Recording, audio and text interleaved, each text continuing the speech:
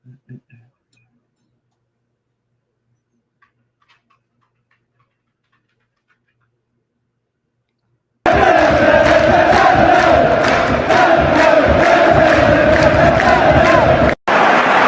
up Larsson here.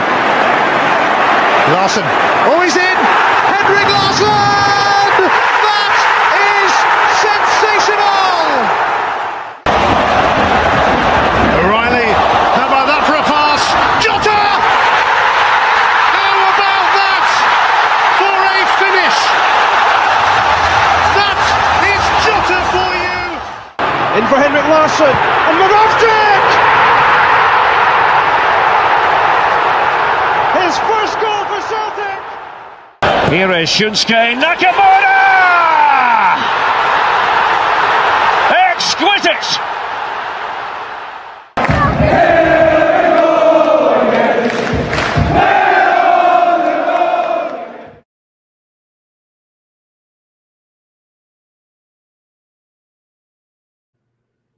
Well, good evening everyone and welcome to Celtic, the Unrestricted View. The weekend, I know the best, but we'll be here to talk about everything Celtic. And I'm Alan. I'm joined tonight by the podcast sponsor, never mind your Tiesto or Calvin Harris. This is superstar DJ spinning the decks. It's Mr. Alex Beveridge. So we've not had our sponsor on for a wee while. Glad to catch up with him. Great to have you on, Bev. How you been keeping? And how was your weekend, more importantly? And I know what you're going to say, but how was your last week or so? Yeah, last week or so was good, but it's good to see you again, mate. Good evening, everybody. Hope you're all well. Had a good weekend. Yeah, I was sunning it up in Turkey for a wee week. So I managed to catch a games there the weekend and last week in the sun, which was quite good. So and before that, just been really busy, as you know. We kind of spoke a wee while how busy this wee period gets. So, yeah, good to be back on. Nice, refreshed, relaxed, and time to talk about the tick. What's the beer there again? I remember. Effie's. That was pretty good. I know. I think they do it really nice. Well. They do the two, and the hotels and the resorts, they do the Effie's draft. And then if you're out and about, it's Effie's Pilsner. So, it's a big chunky bottles, isn't it? Sure. Yeah, when it's cold, it doesn't matter, as long as it's cold. It's in the right way. So, I know it's glad to hear you had a nice holiday. I've not done for a while, so a couple of weeks' time I'll be leaving you all a sunnier climate. So, obviously we've no spoke to you in a while, Bev, so we're into this season. There's been news on the agenda basically every week. We can touch upon that kind of later with the continued protest, but obviously before the game at the weekend there's been a lot to catch up on this season. What's your overall thoughts of how Celtic's been doing so far this season? Well, same as everybody. Yeah, I mean, we're winning, but it's ugly. I don't think we've hit our full stride yet in what we can do. I think there's still a few of our big players that have still to perform, still to put in a shift. There's a lot that I don't think in the right mindset due to circumstances. Should they be at the club? Should they not be at the club? Kind of thing. Bringing in the right ones, no getting the right ones. You know, it's all news. Everybody knows what we're talking about. So it's just frustrating, mate, because we spoke about it before the window. You know, we always said that the end of the window, we always seem to come good. We always seem to get there in the end, kind of thing.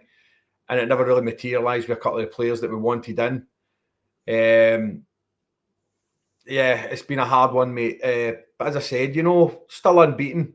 Semi-final of the Cup. Good result, a good point, I thought, over in Prague. An away point's always good. It's always, you always look for your home games, and then anything you can get in the road's always a kind of bonus. And with this new format, I think any point you get away from home's always good. But it's you know, I still don't think we know we're best 11 yet. With the new players coming in, I don't think we know we're best. I think defensively we're solid. I just think midfield and up front, I don't think we've got the right mix yet. We seem to be chopping and changing, trying to find that right right niche for us. But we'll get there. But we've no hot top form. I thought Saturday's game was a wee bit more encouraging. I thought we played a bit better. I thought the passing, the intensity was back. It looked as if it was there. Just the final third, I thought we lacked a wee bit of imagination and that wee killer pass to, get the goal. But it doesn't worry me because I know what we've got in the locker. I know the players that we've got there. I know they will step up. So yeah, encouraging. It's we're sitting 2 points off the top. Hearts still ahead of our rivals. So you just need to keep that gap there. I think that's the big important thing. We can't be too complacent thinking that the league's done already. We need to just keep that gap there. And encouraging, mate. That's all I can say. But it's encouraging. I still think there's more to come, though. Really, a lot more to come. No, definitely. We'll touch on that in a second. Just a wee thank you. There was a wee donation there for Slabber Cabbage, I'm sure. So I much appreciated. I'm glad Thank you, buddy. Some people like listening to the nonsense that I seem to talk sometimes. So but I know I think you're right. I think it's a bit of frustration, obviously, with the way that business was maybe done. I think that's why we're seeing these kind of protests continue. You're looking at maybe the level of quality that we previously had. Is this deep rooted? Is this what we've seen at the weekend, that you didn't really have that probably cutting edge of a sponge? There wasn't that kind of that in the final third. There wasn't that bit of added quality that maybe wins a game like that for you. But I do agree with you. I think that some of the football we played, I think it did look a wee bit more refreshing. I think it did look as if we were moving the ball a bit quicker at times. Yeah. It was just kind of lacking that cutting edge and the most important part. So it was. We'll touch on the game in a bit, but it was obviously rather frustrating. But obviously a lot of the talking points is on these kind of fan protests, and there is different opinions within the support. The protest at the weekend was a 12-minute silence. That's part of the fans stay silent headline. So my opinion on the matter is whether we agree on the fact that this is the right way of doing a protest, whether it should be something different, etc. I think something needs to happen. I don't know how successful it would be for these kind of silence go on, and you're expanding it quite extensively as well, because it's going on to 29 minutes on Thursday, and then the game against Motherwell up to 32 minutes. So it is quite a period of time for a football game. You have a silence. So what's your thoughts on all the kind of protests that's been happening just now, Alex? But how are you feeling? I know there's different Celtic fans that are feeling different ways about this. What's your thoughts on the matter, mate? I get that. I get that they're going to go ahead. It's the way it's going to go forward, and it's not going to go away with the way things are rolling on. But yeah, I mean, we need change. It's blatantly obvious what happened over the August window. We needed something set in stone, and it wasn't there. I think the powers that be really need to have a wee look at themselves and know that the club isn't just for lining their pockets. It's for the fans, it's for the players, it's for the community, it's for everybody that supports Celtic. And they need to realise that we are their bread and butter. If we stop buying merchandise, if we stop going to games, it effectively hits them in the pocket. And the big thing I saw was the Adidas, when everybody was going, well, if we hit the merchandise, then Adidas need to look at Celtic and go, well, you're not keeping your end of the bargain with selling the right amount of stuff or the right amount of merchandise you're doing. They will effectively come in and go, well, we need to have a look at the terms of our agreement. Whether they're that stubborn that they don't do nothing, I don't know. But they look really, really stubborn. When you see them at the games and everything's going on, they just don't look as if they care. It's like water off a duck's back. I think it's a kick in the arse to the fans, the way they're acting when you see them at games, because if it was me, I wouldn't bet the games with that many people hating you. But they're there. They're always there. And I think as long as the protests go on, they will continually hold a front that it's their club. And by the way they're looking and the way they're sitting, it's, we'll determine what we do. Yous won't do it. But I get the protests. Yeah, I agree with them in a certain way, yeah. But I do think the more it goes on, I think it will affect the players. No, you could be right. There is different ways of looking at it. I said last week, I think it's bigger picture stuff. I think that it could affect the players when you're looking at kind of silences. Whether I agree with the silences happening or no, I just believe that there should be something happening, because I think there needs to be an accumulation of things that's happening. We're under no illusion. Nobody's going to make any difference with being silent for 12 minutes. It's not just a one-off thing. This just has to be continuous. It has to be, you keep going and going, and then it will finally come to a time, if that continues, that they will take notice. And these next two silences, they don't need to happen. If there's a certain amount of communication before these matches on Thursday and at the weekend, these protests don't need to happen. I think the main thing is the communication part. I think when you look at the statement they put out, I think that was just that was a cherry on the cake. That was just so kind of out of touch, so disrespectful, just downright cheeky, to be honest. And I think every Celtic fan reading that, like we've got people like this in charge of football club, no a business, as we continue to say.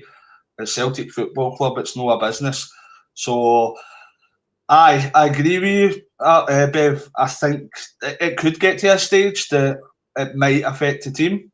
They are professional footballers, and you would expect them to maybe rise above that, but it's not an ideal world. It could affect the team.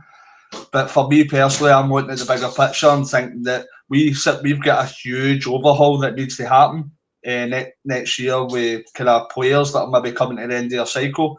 Do we trust the people in charge just now that are bringing in transfers? Do we trust them to bring in a massive overhaul? No, for me. So for me, I think that we can't look at it short term that it's going to possibly affect the players. We need to look at the kind of long term picture that this needs improvement. That's now 7 out of the last 9 years that we've failed to get through kind of Champions League qualifiers. And for me, when you're coming up against teams like Kairat Almaty, when it's been in the past with AK Athens, kind of Malmo, I think, etc. These are teams that, with all due respect, that we should be kind of brushing aside if we've got any aspiration to improving in Europe. It's going to continue on. Whether we agree or not, I think a lot of Celtic fans will kind of have different opinions, but I believe that the opinion that everybody kind of agrees with is we just want the best version of Celtic that's possible. And with the hierarchy at hand just now, do I believe that that's the best version of Celtic, the way we're conducting our business? I think it's far from it. So we'll continue to see what stems from this and how we get on. But the game as a whole, I take it you seen the game, Bev? Yeah.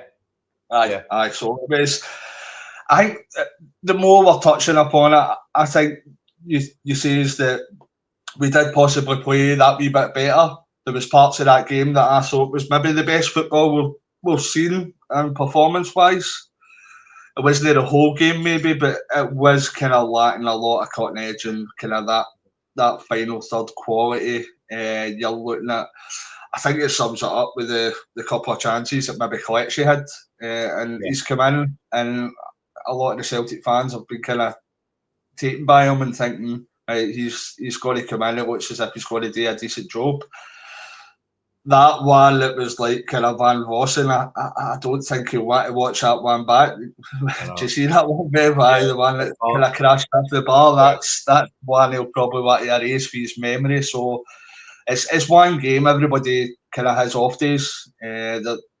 you can excuse somebody for one game, but I think it's impossible if he continues to kind of finish like that, because I think it's a Celtic number 9. You need to do a hell of a lot better than that, eh?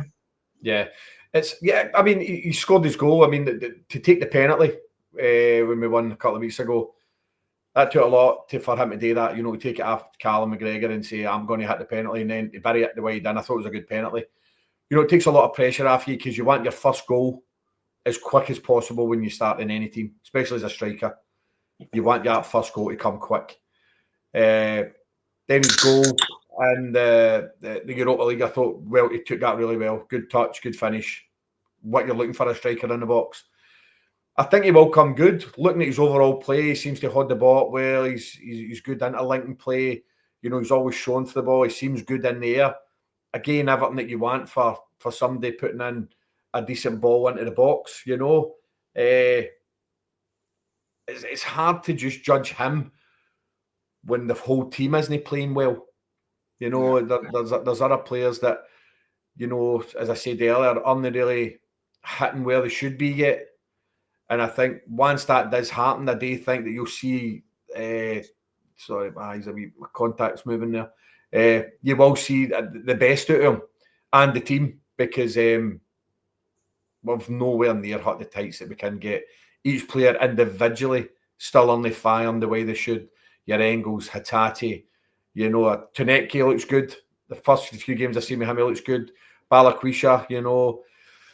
I still don't think Nigrin as well at times. I still don't know where we find our best three in the middle and our best three forward. I think he's still debating with that, but we need to find it quick.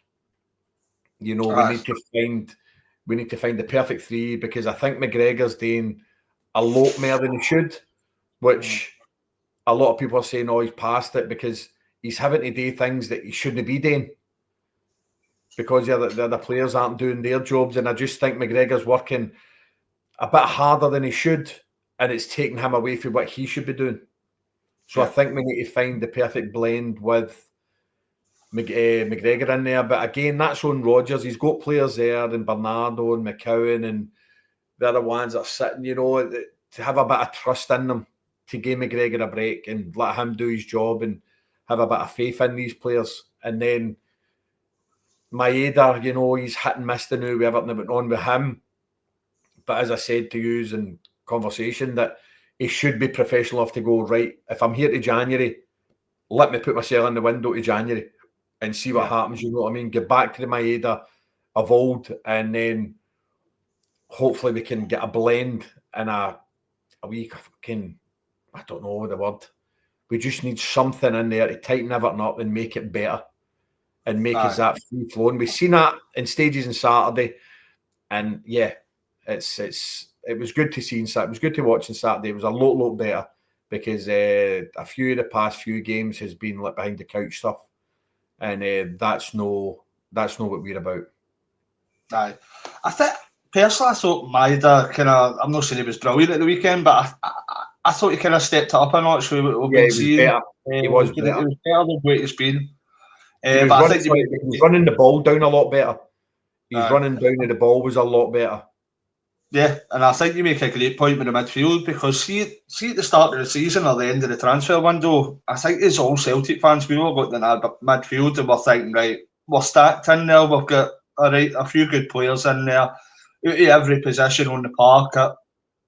Probably myself, I thought that's probably the strongest area of the pitch that we've got. You're looking at kind of, you've got 6 players in there that could come in and do a decent job.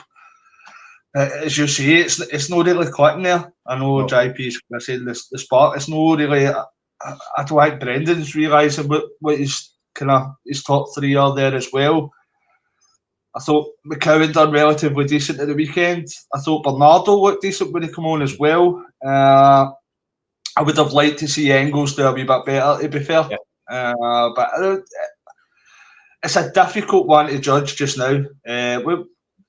If you were standing in Brendan's shoes just now and you were looking at the team for Thursday, who would your middle 3 be? Now that's a question I think that a lot of kind of Celtic fans will have different answers for. who would you be going with at present in that middle three? I mean, he plays Negrin out of position, I think, when you put him in the midfield three, but he doesn't do enough for me in there. I would prefer Negrin kind of out wide, maybe on the right, cutting in.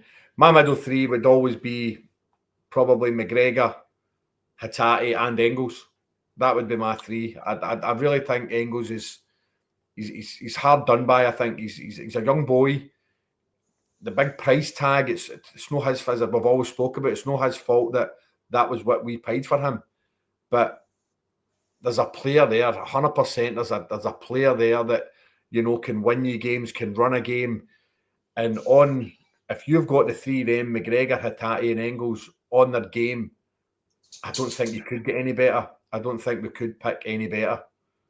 You know, but Negrin comes in, he does a job, but it's no where he plays, and then when you see that shift when he does make the changes and he moves Negrin up, you see a different player. You know, so it's getting, as I said, it's getting that blend where everybody should be and getting the right blend of who should be in there. But it's a European night. I think Celtic will step up. I think we'll step up. We've referenced the kind of cutting edge, we've referenced that kind of quality in the final third, and it was a stat I seen, I think it was yesterday, and it was in the first 11 games of this year, I'm sure it was 17 goals that were scored. I think it was last year, for the same 11 games, we'd scored 36. Yeah. Which was quite a kind of frightening statistic. It was roughly about that. I'm taking that off the top of my head. But it is quite a significant drop-off, as Ryan's saying there just now, that we won 6-0 at this time of last season. You're looking at the kind of quality that we've maybe had in that final third. That Incun, I know Jota was coming back, but you had the likes of Kyogo. You still had Maida there as well. I know that Taneke's looked pretty promising. I think he has been the bright spark that every Celtic fans looked upon and went, right, we could have a player here. It may be a bit much for him to kind of the amount of pressure that could be going on him just now, because he is probably the standout one that we're looking at up front to kind of put in that game-changing pass, that game-changing run, etc. So it is, as Ryan's saying there, it's dropped off majorly and we need to get back on track soon. It's just, it is kind of worrying. You're seeing the lack of goals, because we know ourselves, we always like to see Celtic kind of play the most attacking, attractive football we possibly can. And that usually results in kind of goals, and Celtic scoring a lot of them.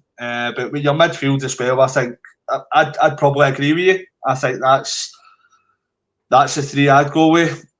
I've really not been, just my opinion, I've really not been impressed with Negrin. I said that when we were out for the Rangers game. I don't see him kind of chasing the ball down with his whole heart's desire. I don't see him kind of, there's a few times he's been caught in possession. For me, I would personally be putting either Engels or Bernardo in front of him. And I know there's people that are saying about Engels, but you look at last year, and Ryan says it quite a lot as well. Engels in that midfield made massive contributions in terms of kind of goals scored and assists as well. Yep. He was a big part of the kind of success we had. I remember it was the Atalanta game. I think he was one of the best players in the park in that game, to be honest. He seemed to be everywhere. So I think Engels is still a young player. I think he gets a lot of criticism. And you're right, Bev. I think the criticism is partly because of that price tag that's on his head. But I can see that. I think that there is a bit more there. I think that he can kind of turn into a really good player. I'll see JP. That seems to be a lot with the Celtic fan base and all right. And you know yourself, Bev, how much I love Hatate. But I can see where people's coming from, as JP says there. But I just believe when Hatate's on his game, he needs to add consistency. That's a given. Yeah. But when Hatate's on his game, I think he brings that pass, that range of passing that nobody else in this team or nobody else in this league can achieve. He brings that something special. He needs to bring that out in his game a lot more. But I think that's why Brendan continues to play him, because he knows what he's capable of. He is a special player when he's on his game, and you've obviously put Hatate in that team as well, that you would have in your middle three.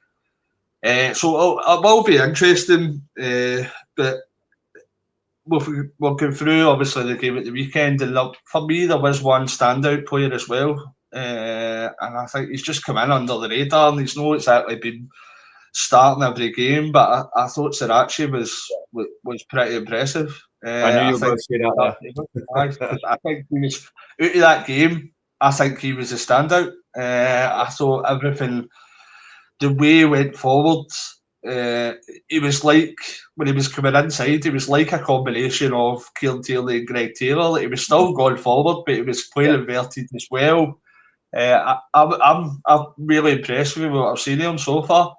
I know there's no option to kind of buy him, but if we could have him as a kind of second option, or he come in and rotate with Kieran Tierney, I think it would look like a fantastic bit of business, because he has come in, he's travelled to the other side of the globe, and it seems as if he's just kind of slotted right into the team right away. But how did you feel about his performance overall this year since he signed, and in particular at the weekend there? The weekend, I thought he was brilliant. I really enjoy watching him. He's been good since he came here, and the fact that you're saying we've not got an option to buy him, but we were given, it wasn't as if we looked at him. They gave him, say, listen, this guy's here. So, I mean, if the team's not wanting him, we'll have him. You know, I mean, I know there's no option to buy, but you can't just suddenly go, oh, just want this player because he's maybe not getting a game, or for whatever reason it is, I don't know. But yeah, I would have him as backup for Tierney 100%. But to me, mate, it's a hard one, because as much as you like Kieran Tierney, he's really good. I love watching him. I like his enthusiasm in the game. I like the way he goes forward. He's just that typical South American player. You know, he's hard as nails. He's played in the Boca Juniors, River Plate games. You know, he's played for Uruguay against all your South American teams in the Copa America, stuff like that, the qualifiers. He's a hardy player. And when we had Greg Taylor, we always spoke about it, teams always seemed to come down to our left-hand side because they thought that was where our weak point was with Taylor. But if you look at the games this year that we've played, not one team has targeted the left-hand side, with being either Sriracha or Tierney being on the park. You know, I think he's another one that he reminds me of Stefan Mahi. Mad crazy legs, just the way he gets run about the park. He reminds me of Mahi, and I just like him. I like the way he comes inside. I like the way he links up, and it's that way again with him and Tuneki on that left. That click isn't there yet with them. You know, they don't know kind of how each other play yet, because I think when that clicks, it'll be devastating down that left hand side. It's he was really good at the weekend. Really good at the weekend. Really impressed with him. And if we can sign him at the end of the season, that would be a wee bonus. I think it'd be great, kind of strength and depth. I think when you look at, you spoke about the defence, we've touched on it quite a lot the last couple of years with Greg Taylor and William Scales at that kind of left hand side. It seems to be targeted, and I don't think it's coincidental whatsoever. I think that the opposition managers or coaches are obviously seeing that as our weak point in our defence. Obviously, with the other side, you've got usually Alistair Johnston and Cameron Carter-Vickers, so it probably is that wee bit weaker. But if you put Kieran Tierney in there or Sriracha, I think the opposition manager or whatever may be looking at that bit differently now. Yeah, instead of that. That's not a slight on Greg Taylor whatsoever. I think Greg Taylor, you've seen the amount of his trophy haul and how consistent he maybe was for Celtic, but personally for me, when you're looking at the likes of Tierney and Sriracha, I think that's a slight upgrade on what Taylor's been. And again, it's not a slight on Greg Taylor. He was always committed to the club. He always done a job. Maybe not the best kind of technical wise, but for me, he was always a decent part of the squad. So I've just seen a few comments as well with saying about kind of going to a back three with KT there. I don't know about yourself, Bev, but I don't see Brendan changing. I think Brendan's far too stubborn to change the formation to that to a back three. I can't see that at all. It's the way he plays it, kind of you kind of go a kind of three, because then we flood the midfield. We were let the inverts come in, you know what I mean, and then one kind of covers. So it does go to a three times, but it's no a 3-5. I like a 3-5-2 formation. I always have. Always loved it when Martin O'Neill came and went.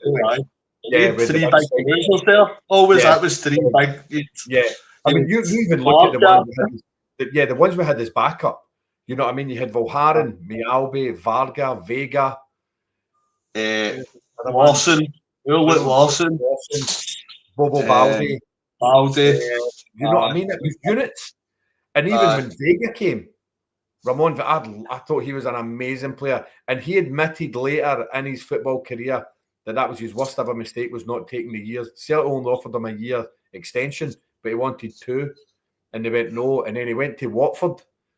And then he said, and then Watford got Arsenal in the first round of the FA Cup. And Thierry Henry ran Vega amok that he got 2 calf after 30 minutes. And I don't think he played football again after that. And Vega always said, he went, I wish that I took that extra year at Celtic. You know, it would have been special for them, especially kind of that was probably one of the golden times in my time, was watching the kind of Martin O'Neill era games. I think that was always the 3 at the back or big bruisers. I mean, us 2 are pretty tall guys. I'm about 6'2", 6'3". I met Stan Varga. I've never seen anybody that big in my life. He was just absolutely huge. So big on Bobo. Swear to God, I mean, that was your thing. I mean, even when you look at set pieces, everything like that, there was always a target to hit, because you also had Hartson and Sutton in there. Larson as well was good in there. But Petrov come in with goals with a head. You know, we're just a good overall team. But no, I don't think that he's that wide to change to go a 3-5-2. I don't think, to be honest, you could say you could have the players in there that could do it, but the way we play, if you kind of, when we attack and you go invert it, the other one kind of comes round so that you've got like that 3 at the back anyway, whatever way you turn, whether it be in the left or the right. But no, I really don't think it's with formation that's the problem. It's just finding that wee bit of right gel now to get it all to click together. Do you think there's any? I know there's been a lot of kind of comments regarding individual players, but do you, when you're watching these kind of recent games, and let's not kid ourselves on, maybe the weekend was slightly better, but I think it's been kind of poor performance after poor performance. I think that a few of the games we might have been a kind of tad lucky. No luck. You know what I mean? Yeah. Unfortunate. Maybe get fortunate. That's probably a better use of terminology to get the 3 points at times. Is there any certain players that you're looking at and you're going, just in your personal opinion, you're saying these players really need to step up their game when you're watching them? Because these performances, as I've said loads of times, it might have been slightly better than the weekend, but bad performances, right? If that continues to happen, it leads to bad results. It's just a matter of fact. It's just going to continue. So you always need to look at your performance first of all. It's always great when you look at that Martin O'Neill time, as you just said there, Bev. There was times that we were synonymous with getting kind of last minute winners. Yeah. There was a few games, but for the majority of that time, we were playing good football. We were playing well. There was just times that you're going, that's the mark of champions. Whereas this time, it's just continued. We've not really seen a great performance so far this year. When you're watching these games overall, who's the players you would pinpoint individually saying, like, you seriously need to up your game here? Well, as we said earlier, I think defensively we're all right. It's you're then looking at your middle 3 and your front 3. You know, regardless who it is, it's as I says, I think Callum McGregor's working too much. That it takes him away from doing what he does. you know, and then the other two are not complimenting them being in there. They're not on their game as much. They're not doing the passes as much. Like we talk about Hatate. Hatate will play a pass that nobody else will see. And that's what we talk about, as JPL says. He gives the ball away. Yeah, he does. I mean, there's no hiding away. We've watched it 100 of times. He's a class player. He's unplayable when he's on his game. I'm like you. I'm a fan of Hatate. But the passes, he plays passes that you would think nobody's going to think of that. You know, and he tries that pass and 9 times out of 10 it'll come off. The odd time it won't. But he'll do that constantly. And he'll know stop doing that. Engels has to step up for me. As we says, McCowan, I think, needs a run in the team to show how good he is. I think he really is a good player, but he just needs more game time. Bernardo, I think, is a great player as well. I've always liked Bernardo when we got him in. Again, it's just game time he needs. Nygren really has to step up. I'm like yourself, what you said earlier. He does the chase the ball when he loses the ball. He thinks, oh, somebody else will do that. No, you lost the ball, you get back. I've always thought that with any team I played in. You lost that ball, you get back here and you get it back. You don't leave somebody else to do that. That takes you out the game and it takes them out the game. You lost that ball, you get it. Balikwisha, for me, has to do more. Taneke, for what I've saw him, looks good. And Maeda, yeah, with all the problems that he's had in August, I think that's still in his head a wee bit. And the sooner he gets that out, that he's here to January, at least, the better. You see him back performing again. And with Alechi, I think we just need to give him a bit of time. All these players, mate, have come in quickly, swiftly, and put right into the fire. We've not had time to do a pre-season with them. We've not had time for them to gel. You know, we've not had time to go on training camps and, you know, pre-season games where, you know, you're playing teams that to get game time and get minutes in the legs. We've not had that. You've seen the videos of certain players individually training themselves because they've not had the pre-season. They're coming in and doing stuff, you know, so give that. I'd say you're talking about in a couple of weeks where I think we'll start seeing a better version of Celtic. I know people might want to listen to that and like that, but that just seems to be where we are now. We don't seem to be, we're getting there, but we don't seem to be gelling and clicking as well as we should be and as well as we have been. I think as well that we don't usually say this because we like to see kind of Celtic play back every week, but I think that this international break that's upcoming, this might be coming at a decent time. I think, as you say there, that these players that are coming in, maybe especially Kelechi, Taneke, Balikwisha, you'd say Sriracha and all, but he just seems to be hitting the ground running. So I think you're looking at that could be a time, if they're all there, that could be a time for them to kind of get to know the club more, get to know their teammates more, etc. And just that wee bit of kind of, I'm not saying take them to Loch Lomond for a swim and all that, but a wee bit of team bonding. I'm not saying that for a second. I don't want kind of Russell Martin rocking up and taking them out in a banana boat or something. So, but I think it might be coming at the right time.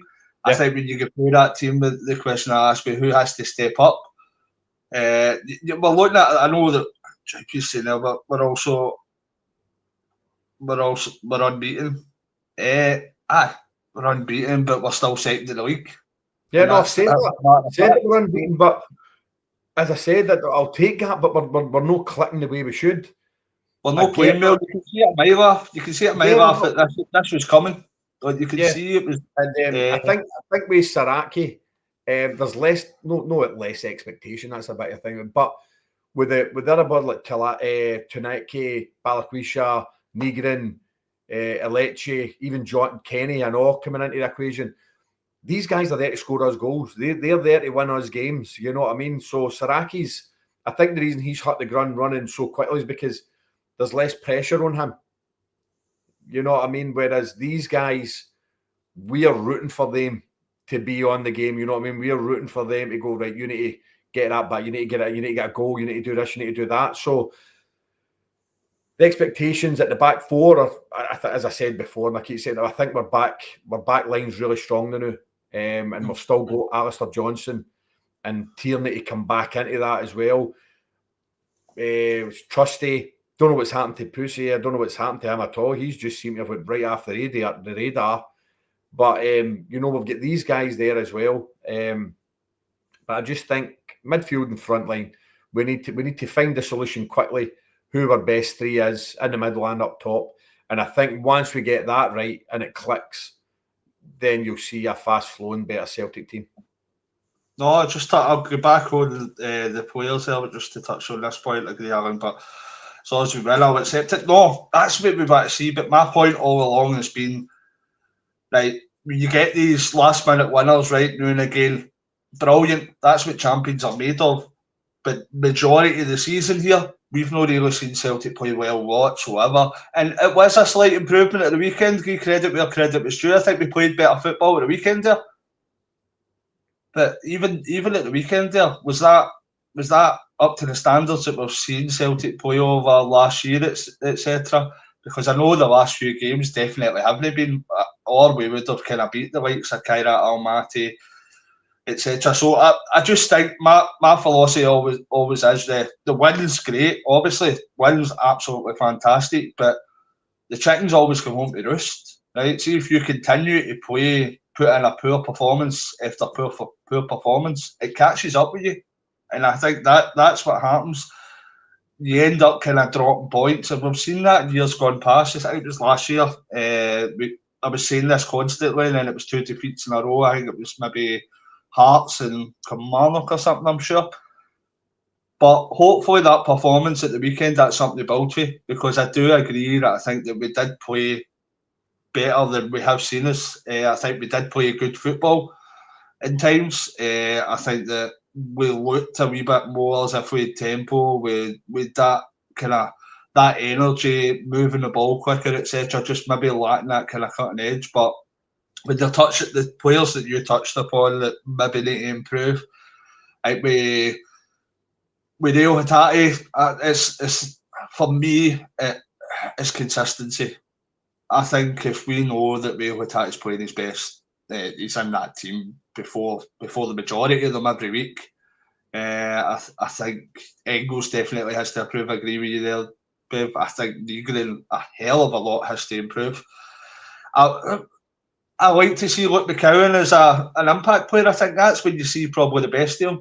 And that might be a bit poor me saying that towards Luke, because he's never really let Celtic down much, but he seems to have more impact when he comes off the bench. I don't know if he's just that type of player. Bernardo, I think his consistency levels as well, he's not had much game time this year. I would like to see more of him, because I've been impressed with Bernardo over the last couple of years when he's been here. He's been exceptional at times, and then for the next kind of four games after that, his form's dropped off a cliff, but he's still a young player as well. Yeah, just going to say that. He's a young player, but he's the captain. He's under 23 team. You know what I mean? And you don't get that for Portugal for no being a decent player. But yeah, he's. I've always liked Bernardo. I think he's a really, really. There's a bit of class about him, but again, he's a young boy. With Balak Wisha as well, he's only come in the door, so I was saying about Tanecki that you need to kind of wait, let him play that way for maybe a good few months anyway. So I can't criticise Balak Wisha in the same way either. You still need to let him come in. He's adjusting to a new country, a new culture, a new team, new level of expectations, new players that he's new teammates, etc. But he's no started off well whatsoever. With the amount of time that we were linked with Balak Wisha, with probably the price that we paid for him as well, I think all Celtic fans can maybe agree that we're expecting a wee bit better than we've seen so far.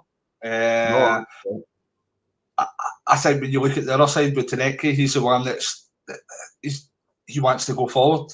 He wants to beat men. He wants to play that kind of Celtic winger, shall we say. And whereas Balak back pass now, that's the way it's starting to come across. But as I say, I think it's too early to make a full judgment. own Barrett own any players that have just come in, because you can't really, after a few games, you need to let them settle a wee bit. Yeah. If it still gets to kind of Christmas and New Year, Barrett's still putting in these kind of performances, then that's when I think we can make full judgment and go, right, we need more than this. No, definitely.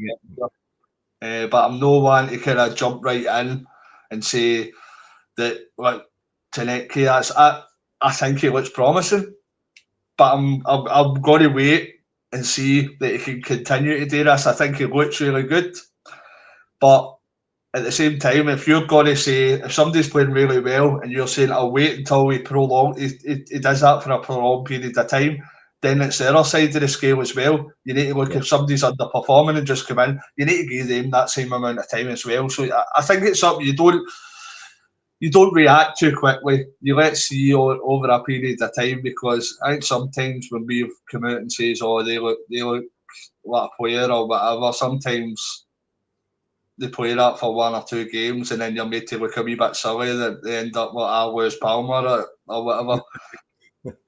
So it's just one of the ones. I think just level it out a wee bit, and let's hope that Taneki and Barrett we should end up to be brilliant Celtic players, because that's all we wish for.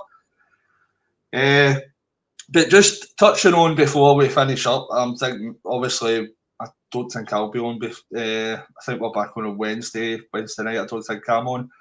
But Braga on Thursday night, obviously, I think they're pretty sure they're fourth in the Portuguese league. They've had a decent calibre of kind of European results over the last number of years. I'm sure that we've played them a few times as well. The team across the water, they've played them as well. It's at home, so especially these first few games, I think that we are looking at, we need to take advantage. I think our second half of games are a wee bit more difficult.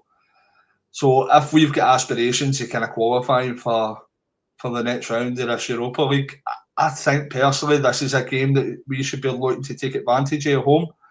I think that we should be looking to pick up the maximum 3 points. It's not going to be easy. It's going to be difficult. They have played in numerous kind of European competitions, but I think when you look at playing a team like Braga at home under the lights on a European night, I think that's well within our capabilities to get that win. I think we need to make sure that we turn up. First of all, we need to make sure that our performance is at that level that's going to do that. But I think we should be definitely looking for getting the 3 points on Thursday. Bev, what are you thinking about Thursday, mate? I mean, Braga's they're a good European side. They're a good Portuguese side, a typical Portuguese side. If, like you say, we're going to make any aspirations in this competition at all, we need to win more home games. It's as simple as that. It doesn't matter who they are coming to Parkhead, whether it's Braga or a Fiorentina or a Fire, any of these teams coming to Parkhead, we need to take 3 points. On the road, you pick up a point here, there, or you pick up a win, fantastic. It's great, get yourself above there. But to give yourself in with a chance, you need to win your home games. It's as simple as that. It doesn't matter who you're playing. I think we should. I don't think it'll be easy, but I think we should beat them at home. I'm not going to say a score. I was going to say a score, but I'm not going to. But no, at home, I know the protests and stuff. But at home on a European night, under the lights, Parkhead, European nights, always special, always good. The noise is always different. The atmosphere is always different. Maybe for the first 29 minutes, but Bev. I think I'll stay in the lounge until the silence is over, and then I'll come out. I'll have extra pies. But nah, I can see us winning. I can. It's we get the right team out, play it the way we should, and I don't see any problems. I really don't. But it's, as you said, mate, for any aspirations in this competition going forward, at home, I don't care who it is, we need to win. I think I seen a comment for Ryan there. I think this game is massive. I think when you look at the game last week as well, in Belgrade. More slightly, I don't know how you felt about it, but more slightly disappointed that we didn't pick up the 3 points. It's still a good, before the game, it was still a good point to get, but I think when you're looking at this upcoming game against Braga, I think your home games are spot on, Bev.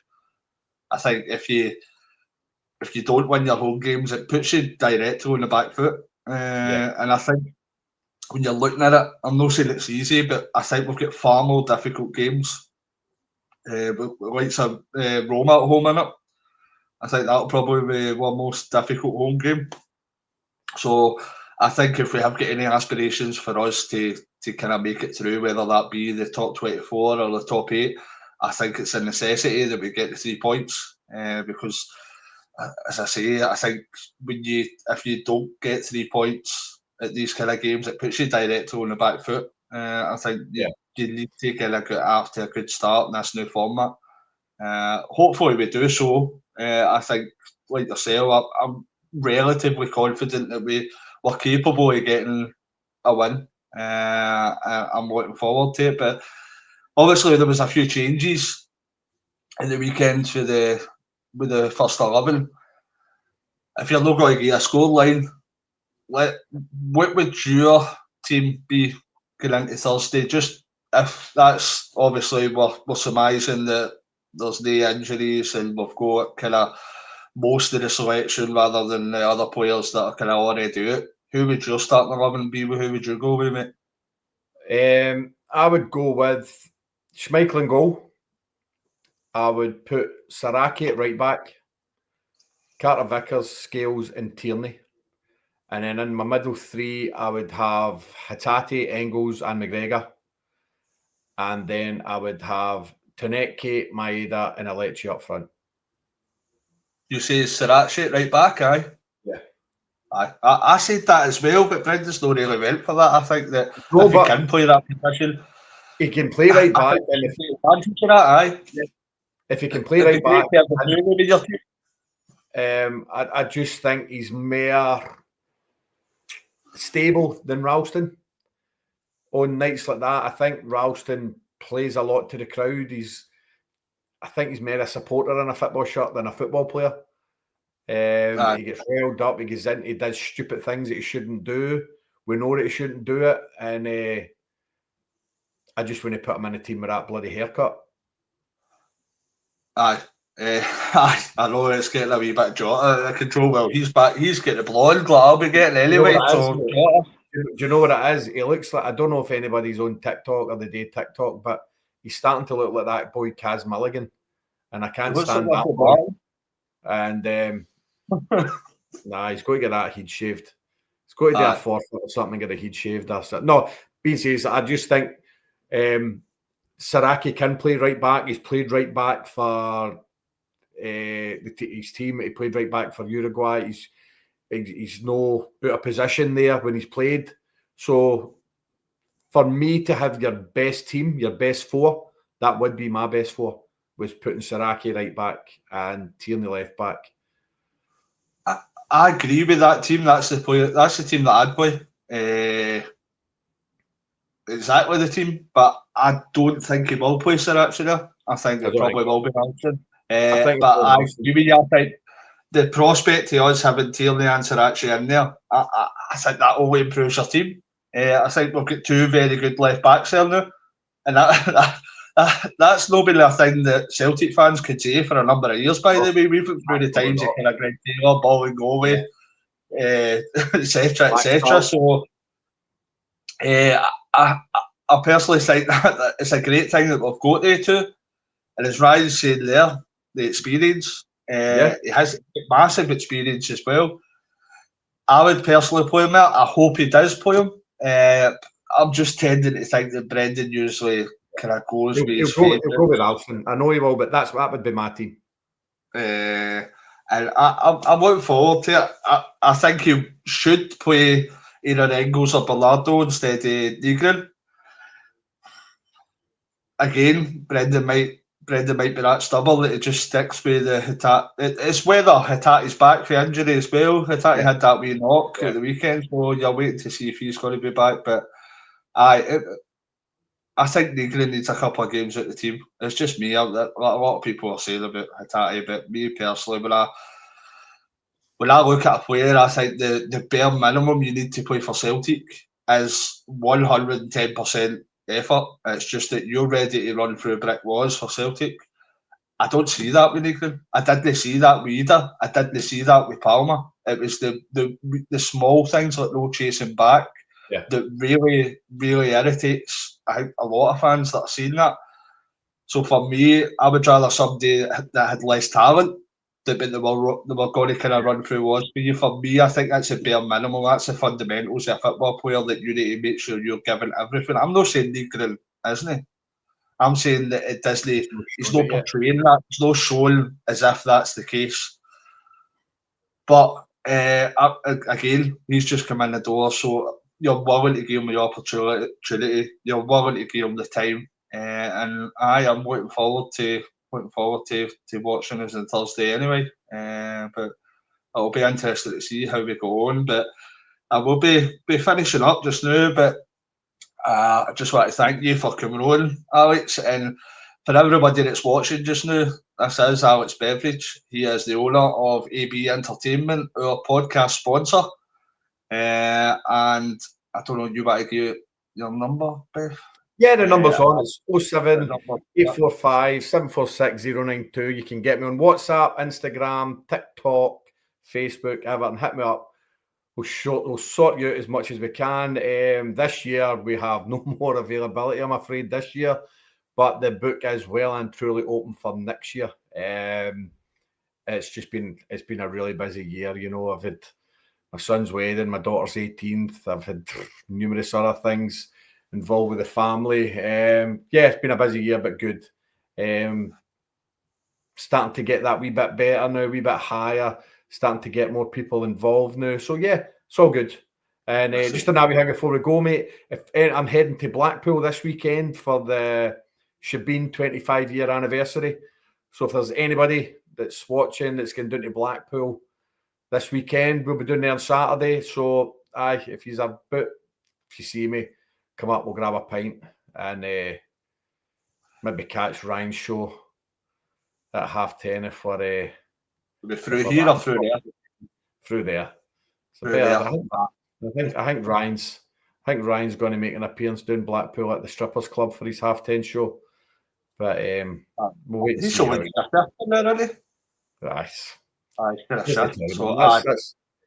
gets the money.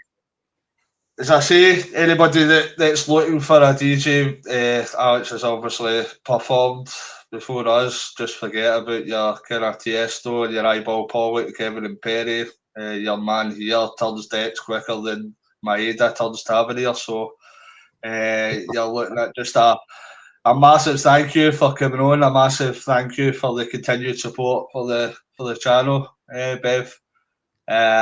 And for everybody that's been watching, I hope you have enjoyed. I'm pretty sure we're quite busy this week as a pod. There's different things going on in my personal lives. I think that it possibly could be some point on Wednesday that some of the guys will be on. We'll confirm that through kind of social media feeds, etc. But everybody that's been watching, thanks very much for tuning in. JP doesn't enjoy anything, so that's all right. Don't worry about him. He's he's carrying on the Scotto into for me. So he's daddy again. I know. So thanks very much everybody for watching. And once I do this, where are we? See, I'm still trying to get used to that. Man. Once we do this, and thank you. It's a big hail for me. Hail for me.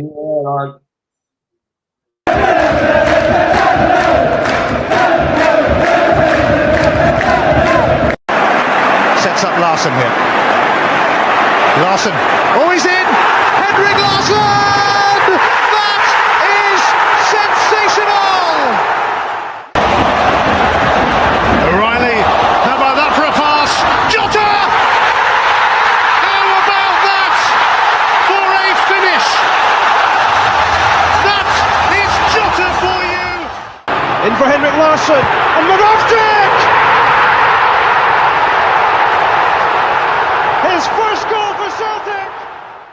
Here is Shunsuke Nakamura!